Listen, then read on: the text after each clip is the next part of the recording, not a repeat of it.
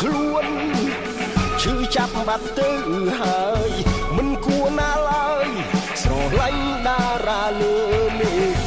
រំងាប់ចិត្តទៅបែកផ្លូវគុំនៅយូរពេកទោះមិនចង់បែកក៏គេឈប់ជួបយើងហើយទើបដឹងថ្ងៃនេះស្រឡាញ់មនុស្សម្នាក់ខុសដែរខុសព្រោះតែមិនសមគ្នា